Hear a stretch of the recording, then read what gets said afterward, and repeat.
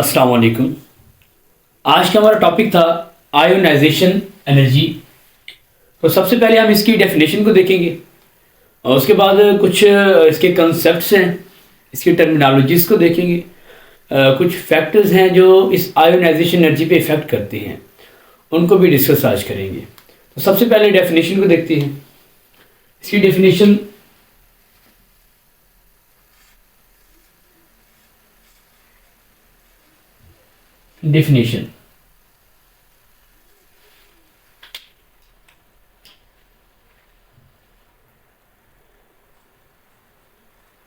the minimum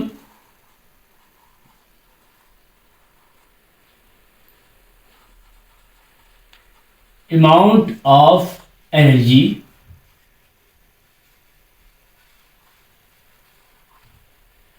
which is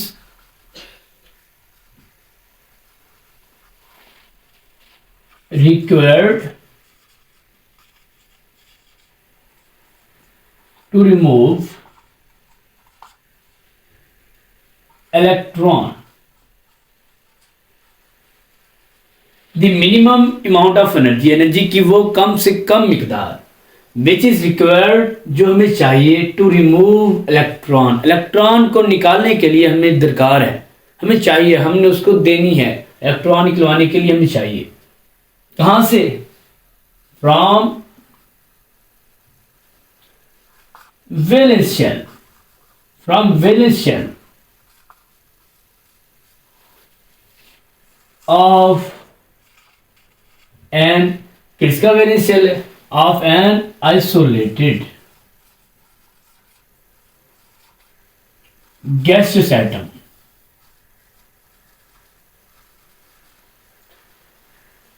उम्मीद है आपको ये समझ आ गई होगी। दोबारा इसको देख लेते हैं। डेफिनेशन में वो हमें क्या बताना चाह रहा है?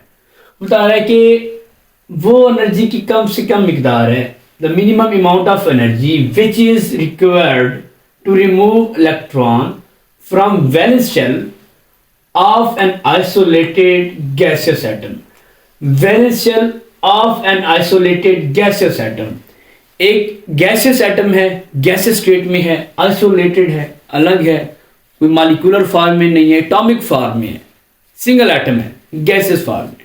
यू शुड नो दैट के atomic form is known as gaseous form. Atom हमेशा गैसियस फॉर्म में होता है, सिंगल एटम की बात करें तो सिंगल एटम में से हमने उसके वैलेंस शेल में, आपको पता है एटम के वैलेंस शेल्स होते हैं, आखिरी शेल को हम वैलेंस शेल कहते हैं। उस आखिरी शेल में से इलेक्ट्रॉन को निकालना है, तो इसके थोड़े आप कंसेप्ट को देखते हैं। कैसे निकलवाएंगे, एटम कैसा होगा, कहाँ से इलेक्ट्रॉन निकलेगा, कैसे एनर्जी लगेगी, उसको देखते हैं। तो तवज्जो रखना है आपने। फर्स्ट ऑफ ऑल, अगर हम सोडियम, हमारे पास एक मेटल है, सोडियम मेटल का हम एक एटम लें तो उसका न्यूक्लियस बना लेते हैं, फर्स्ट शेल, सेकंड शेल और ये थर्ड शेल। और फर्स्ट शेल में according to duplet rule 2 electrons आते हैं। सेकंड शेल में अकॉर्डिंग टू ऑक्टेट रूल अगर इलेक्ट्रॉन है तो 8 पूरे के पूरे फिल हो जाएंगे टू गेन स्टेबिलिटी। अब इसके एटॉमिक नंबर सोडियम का है 11, एक इलेक्ट्रॉन अभी बच रहा है, 10 की तो फिलिंग होगी, तो एक इलेक्ट्रॉन थर्ड शेल में आ जाएगा। अब थर्ड शेल आखिरी शेल है, इसी आखिरी शेल को हम वैलेंस शेल कहते हैं। बाकी जो वैलेंस शेल के अंदर की तरफ शेल्स हैं उनको हम कहते हैं इंटरवीनिंग शेल्स। तो nucleus, first shell, second shell, third shell. तो फर्स्ट शेल को हम नाम देते हैं के शेल का, सेकंड को एल, फिर एम शेल होता है, लास्ट में हमारे पास होता है जी एन शेल। अब डेफिनेशन हमें बता रही है कि वैलेंस शेल में से इलेक्ट्रॉन निकलवाना है एटम के। अब हम क्या करेंगे, इलेक्ट्रॉन निकलवाने के लिए एनर्जी क्या है? रिक्वायर्ड है, चाहिए, पॉजिटिव फॉर्म में हमें चाहिए। तो ये रिएक्शन कौन सा होगा? एंडोथर्मिक होगा, एनर्जी अब्जॉर्ब हो रही है। अब हम एनर्जी लगाएंगे, एनर्जी जब हम देंगे इस इलेक्ट्रॉन को, इस एटम को एनर्जी देंगे तो आखिरी शेल का जो इलेक्ट्रॉन है वो निकल जाएगा, वो बाहर निकल जाएगा। तो जब ये बाहर निकलेगा तो होगा क्या इसके साथ? यहाँ पे ये एक होल क्रिएट कर देगा, इलेक्ट्रॉन बाहर आ गया, इलेक्ट्रॉन आ गया बाहर, पीछे होल क्रिएट करेगा, उस होल को हम पॉजिटिव चार्ज से शो करते हैं, पॉजिटिव चार्ज। अब इधर कंसेप्ट इराइज होता है कि पॉजिटिव चार्ज कैसे आया। हम रिएक्शन लिखते हैं, इसका जो रिएक्शन है, इसका रिएक्शन को देखो, इसका रिएक्शन कैसे बनेगा। अब रिएक्टेंट्स में हमारे पास क्या था, सोडियम एटम था न्यूट्रल फॉर्म में, हमारे पास सोडियम एटम था, एक सोडियम का एटम था, 11 इसके इलेक्ट्रॉन प्रोटॉन। अब इसे हमने एनर्जी दी, एक इलेक्ट्रॉन निकल गया, पीछे इलेक्ट्रॉन बच गए, कितने बच गए, 10, ठीक है जी, 10 इलेक्ट्रॉन बच गए और एक इलेक्ट्रॉन निकल गया। आप जानते हैं कि एटम क्या होता है, न्यूट्रल होता है। एटम क्या होता है, न्यूट्रल, क्योंकि एटम के जो न्यूक्लियस है उसके अंदर जो नंबर ऑफ प्रोटॉन्स हैं, वो नंबर ऑफ इलेक्ट्रॉन जो वैलेंस शेल में रोटेट कर रहे हैं, रोटेशन दे रहे हैं, वैलेंस शेल में हरकत में है, मूव कर रहे हैं वैलेंस शेल में और इंटरवीनिंग शेल्स में, जो शेल्स के इलेक्ट्रॉन हैं उनकी तादाद न्यूक्लियस के प्रोटॉन की तादाद के बराबर होती है। तो इसी वजह से आप जानते हो कि प्रोटॉन पे पॉजिटिव चार्ज, इलेक्ट्रॉन पे नेगेटिव चार्ज, तो न्यूक्लियस पे प्रोटॉन की वजह से पॉजिटिव चार्ज होता है। अब सोडियम के केस में देखें तो सोडियम के न्यूक्लियस में 11 प्रोटॉन है, पॉजिटिव चार्ज लिख लो, और 11 ही जो शेल्स हैं उनमें 11 ही इलेक्ट्रॉन्स हैं, नेगेटिव चार्जेस हैं। अब देखिए ये जो इफेक्ट है बैलेंस हो रहा है, दोनों तरफ चार्जेस बराबर हैं, तो एटम क्या होगा, न्यूट्रल होगा। लेकिन जब हम इलेक्ट्रॉन एक निकलवा देंगे तो इलेक्ट्रॉन कितने हो जाएंगे, पीछे 10 इलेक्ट्रॉन बच जाएंगे, 10 इलेक्ट्रॉन बचेंगे। अब 10 प्रोटॉन 10 इलेक्ट्रॉन को तो बैलेंस कर रहे हैं, न्यूट्रल कर रहे हैं, लेकिन एक जो प्रोटॉन है वो एक्सेस में है, बचा हुआ है, उस एक प्रोटॉन को हम इधर शो कर देते हैं, तो इस पे आ जाता है पॉजिटिव चार्ज। कौन सा चार्ज, पॉजिटिव चार्ज। तो यहाँ तक उम्मीद है आपको समझ आ गई होगी। तो उसके आगे चलते हैं, इसके एग्जांपल भी आपने देख ली, कंसेप्ट थोड़ा आपके माइंड में आ गया, उसके बाद रिएक्शन भी देख लिया। उसके बाद कुछ फैक्टर्स हैं जो आयोनाइजेशन एनर्जी पे इफ़ेक्ट करते हैं। फैक्टर्स का मतलब कोई भी ऐसी चीज़ हो सकती है जिसकी वजह से जो भी चीज़ है उसकी वजह से आयोनाइजेशन एनर्जी पे कोई ना कोई इफेक्ट आ रहा है, इंक्रीज या डिक्रीज हो रही है। तो फैक्टर्स कौन से हैं, चाहे फैक्टर्स हैं, उनको डिस्कस करेंगे। अब फैक्टर्स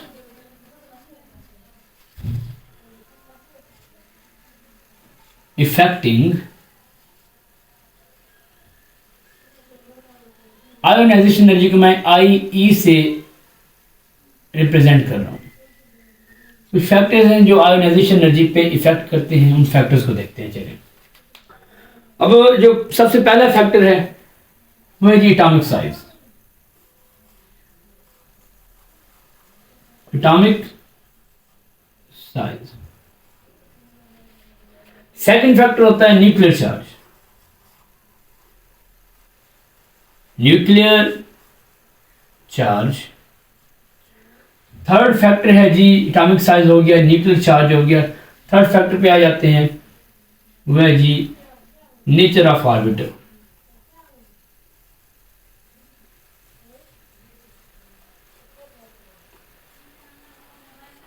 फोर्थ फैक्टर है जी स्टेबल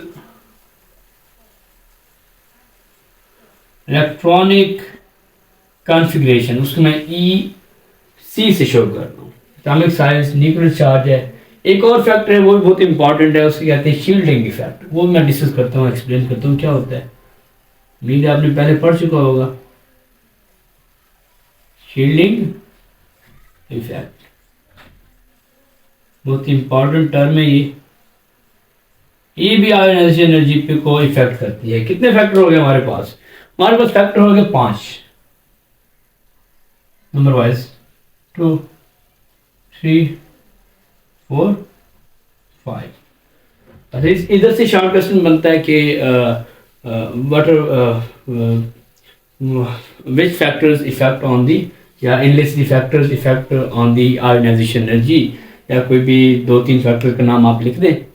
और अगर शॉर्ट पे आ जाए, शॉर्ट इसमें से 3-4 और भी बनते हैं, बताता हूँ मैं कैसे। तो first of all atomic size है। एटॉमिक साइज आयोनाइजेशन एनर्जी को कैसे इफेक्ट करेगा। अच्छा, जब हम पीरियोडिक टेबल को देखते हैं, उसके टॉप टू बॉटम आए तो उनको क्या कहते हैं, ग्रुप्स कहते हैं। टॉप टू बॉटम हो तो एटॉमिक साइज इंक्रीज होता है। अब अगर एटॉमिक साइज इंक्रीज होगा, एटॉमिक साइज अगर इंक्रीज होगा तो क्या होगा, एटॉमिक साइज के इंक्रीज होने से जो शेल्स हैं वो इंक्रीज होते जाएंगे, इंक्रीज होते जाएंगे, और जो वैलेंस शेल है वो दूर होता जाएगा। जब वैलेंस शेल दूर होता जाएगा किससे, न्यूक्लियस से, तो न्यूक्लियस की वैलेंस शेल के जो इलेक्ट्रॉन्स हैं उन पे जो उसकी ताकत है, पकड़ है, वो कम होती जाएगी, वीक होती जाएगी, मतलब कि न्यूक्लियर अट्रैक्शन कम होती जाएगी। अब जब न्यूक्लियर अट्रैक्शन कम होती जाएगी तो हमें थोड़ी सी एनर्जी लगानी पड़ेगी और इलेक्ट्रॉन निकल जाएगा, नॉक आउट हो जाएगा। तो एटॉमिक साइज जैसे जैसे बढ़ता जाएगा, टॉप टू बॉटम अगर हम ग्रुप में मूव करें पीरियोडिक टेबल में, एटॉमिक साइज के बढ़ने की वजह से आयोनाइजेशन एनर्जी कम लगानी पड़ती है इलेक्ट्रॉन को निकलवाने के लिए। अगर हम फर्स्ट ग्रुप अल्कली मेटल्स की बात करें, हमारे पास अल्कली मेटल्स हैं, फर्स्ट ऑफ ऑल हाइड्रोजन है, फिर lithium, sodium, potassium, rubidium, caesium. अब अच्छा, top to bottom atomic size जब नीचे आते हैं, एटॉमिक साइज क्या होता है, एटॉमिक साइज इंक्रीज हो रहा है, एटॉमिक साइज इंक्रीज करता है। अब एटॉमिक साइज जैसे जैसे इंक्रीज कर रहा है ऊपर से नीचे, क्योंकि एटॉमिक नंबर भी बढ़ रहा है, एटॉमिक साइज बढ़ेगा, नंबर ऑफ शेल्स दूर बढ़ते जा रहे हैं, वैलेंस शेल्स दूर होते जा रहे हैं, तो क्या होगा, कम एनर्जी दरकार होगी। अब अगर हाइड्रोजन या लिथियम की बात करें इसके सीजियम के कंपैरिजन में, तो सीजियम में से इलेक्ट्रॉन को निकालना बहुत ही आसान है, बहुत ही ये बेस्ट तरीन मेटेलिक प्रॉपर्टी रखता है, इलेक्ट्रॉन इजीली रिमूव कर देता है। तो सबसे बेस्ट तरीन मेटल CS है और इसकी सबसे कम आयोनाइजेशन एनर्जी है पूरी पीरियोडिक टेबल में CS की, सीजियम की। अब अगर हम रिलेशन देखें तो एटॉमिक साइज की डायरेक्टली प्रोपोर्शनल है। अगर एटॉमिक साइज को देखें, एटॉमिक साइज बढ़ने से क्या होता है, आयोनाइजेशन एनर्जी कम होती है, इनवर्सली प्रोपोर्शनल हो जाएगा, ठीक है, 1 by ionization energy. Ionization energy कम होने से ये बढ़ेगा और उसके बढ़ने से ये कम होगा। अगर न्यूक्लियर चार्ज को देखा जाए, what is nuclear charge, nuclear charge means charge on nucleus, okay. अब न्यूक्लियस के ऊपर चार्ज किसकी वजह से होता है, वो प्रोटॉन्स की वजह से होता है। अगर न्यूक्लियर चार्ज बढ़ता जा रहा है, न्यूक्लियर चार्ज बढ़ता जा रहा है, तो न्यूक्लियस की अट्रैक्शन बढ़ती जा रही है इलेक्ट्रॉन्स के ऊपर। अगर न्यूक्लियर चार्ज ऐसे बढ़ता ही जाए, नंबर ऑफ शेल्स में इजाफा ना हो, एक ही शेल में इलेक्ट्रॉन बढ़ रहे हो लेकिन शेल्स में इजाफा ना हो, इधर से नंबर ऑफ प्रोटॉन बढ़ रहे हैं, तो न्यूक्लियर चार्ज बढ़ रहा है। अब न्यूक्लियर चार्ज के बढ़ने की वजह से क्या होगा, न्यूक्लियस बहुत ही एक स्ट्रॉन्ग न्यूक्लियर फोर्स से इलेक्ट्रॉन्स, जो वैलेंस इलेक्ट्रॉन उनको पकड़ लेगा, तो इस तरह इलेक्ट्रॉन को निकालना बहुत ही मुश्किल हो जाएगा। अब न्यूक्लियर चार्ज के बढ़ने की वजह से क्या होगा, अब न्यूक्लियर चार्ज बढ़ेगा तो जो आयोनाइजेशन एनर्जी की वैल्यूज हैं वो भी बढ़ेंगी। ये कैसे होगा, ये देखो ना, अगर ये हमारे पास हम पीरियड में देखें, पीरियड्स के अंदर ऐसे लेफ्ट टू राइट जाएं तो हीलियम लिथियम है, फिर हमारे पास लिथियम के आगे क्या होता है, तरतीब से आप चलते जाएं तो बेरिलियम आएगा, फिर बोरान आएगा, फिर आप तरतीब से चलते जाएं। तो अगर हम लेफ्ट टू राइट जाएं तो एटॉमिक साइज नहीं बढ़ता, न्यूक्लियर चार्ज बढ़ता है, न्यूक्लियर चार्ज बढ़ता है, लेकिन एक ही शेल के अंदर इलेक्ट्रॉन्स बढ़ रहे हैं, नंबर ऑफ शेल नहीं बढ़ेंगे। जब नंबर ऑफ शेल ही नहीं बढ़ेंगे तो जो वैलेंस शेल है, हमने तो वैलेंस शेल से इलेक्ट्रॉन को निकलवाना है, वैलेंस शेल के इलेक्ट्रॉन तो दूर नहीं जाएगा ना, तो वो इलेक्ट्रॉन जो दूर नहीं जाएगा, इधर से पॉजिटिव चार्ज तो बढ़ रहा है, न्यूक्लियर चार्ज बढ़ रहा है, तो वो बहुत ही ताकत से उसको पकड़ लेगा जो न्यूक्लियस है, तो बहुत ही स्ट्रांग न्यूक्लियर अट्रैक्शन हो जाएगी, जिसकी वजह से उस न्यूक्लियर अट्रैक्शन को तोड़ने के लिए हमें ज़्यादा एनर्जी दरकार होगी। जितना ही न्यूक्लियर चार्ज ज़्यादा होगा उतना आयोनाइजेशन एनर्जी ज़्यादा होगी, क्योंकि असल में जो हमारा काम होता है, हमने ये जो इस न्यूक्लियस और ये वैलेंस इलेक्ट्रॉन, इसके दरमियान जो अट्रैक्शन है इसको हम कहते हैं न्यूक्लियर अट्रैक्शन। क्या कहते हैं, न्यूक्लियर अट्रैक्शन, इसको हमने तोड़ना होता है, इसको हमने ब्रेक करना होता है एनर्जी देके, ताकि इलेक्ट्रॉन को निकलवा सके। अब थर्ड फैक्टर है नेचर ऑफ ऑर्बिटल। ये क्या होती है नेचर ऑफ ऑर्बिटल? आपको पता है ऑर्बिटल 4 टाइप्स के हैं, एस, पी, डी और एफ। तो नेचर ऑफ ऑर्बिटल में ये है कि इसमें आ जाता है पेनिट्रेशन इफेक्ट। पेनिट्रेशन इफेक्ट ये है कि जितना ज़्यादा ऑर्बिटल न्यूक्लियस के करीब है, जितना ज़्यादा ऑर्बिटल न्यूक्लियस के करीब है, उतना ज़्यादा वो पेनिट्रेट हुआ पड़ा है। ठीक है, उतना ज़्यादा पेनिट्रेट हुआ पड़ा, जो जितना ज़्यादा करीब है उतना ज़्यादा उसमें से उतना ज़्यादा उसकी न्यूक्लियस के साथ बॉन्डिंग स्ट्रांग होगी, न्यूक्लियर अट्रैक्शन ज़्यादा होगी। अब जो उस ऑर्बिटल में ज़्यादा पेनिट्रेशन वाले ऑर्बिटल में इलेक्ट्रॉन पड़े, उनको निकलवाना बहुत ही मुश्किल हो जाएगा। सही। अब नेचर ऑफ ऑर्बिटल पे क्या डिपेंड करता है? अगर हमारे पास एस ऑर्बिटल है, एस, फिर पी है, फिर डी है, फिर एफ। आपको पता है सबसे पहला जो ऑर्बिटल के एल एम एन है, तो के में हमारे पास एस ऑर्बिटल आता है, एल में एस और पी आता है, एम में एस पी डी और एन में एस पी डी एफ। अब जो सबसे ज्यादा पेनिट्रेशन इफेक्ट है, जो सबसे ज्यादा न्यूक्लियस के करीब है, वो कौन सा है? वो एस ऑर्बिटल है। मतलब एस ऑर्बिटल का पेनिट्रेशन इफेक्ट ज्यादा है। ये नेचर पे डिपेंड कर रहा है, तीन चारों की नेचर डिफरेंट है, तो नेचर वाइज आयोनाइजेशन एनर्जी भी चेंज होगी। अब ये न्यूक्लियस के करीब है सबसे ज्यादा एस ऑर्बिटल, इसमें से इलेक्ट्रॉन को निकलवाना बहुत ही मुश्किल होगा बजाय इसकी पी से, फिर डी। अब आयोनाइजेशन एनर्जी एस की सबसे ज्यादा होगी क्योंकि ये करीब है न्यूक्लियस के, फिर पी की ज्यादा होगी, फिर डी की, फिर एफ की। ठीक है, एस की सबसे ज्यादा है, पी की इससे कम है, डी की इससे कम है, डिक्रीजिंग ऑर्डर, एफ की सबसे कम आयोनाइजेशन एनर्जी है। एफ ऑर्बिटल में से अगर इलेक्ट्रॉन निकलवाना पड़े, कंपैरिजन करें एस से एफ का, तो एफ में इलेक्ट्रॉन को निकलवाने के लिए, नॉकआउट करवाने के लिए बहुत ही कम एनर्जी की अमाउंट दरकार होगी।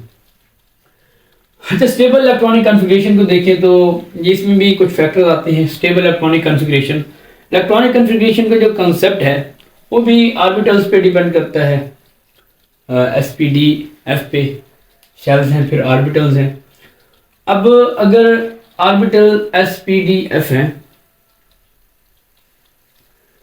उसमें अगर हम देखें तो ये देखें आप, एक अगर ऑर्बिटल है जैसे कि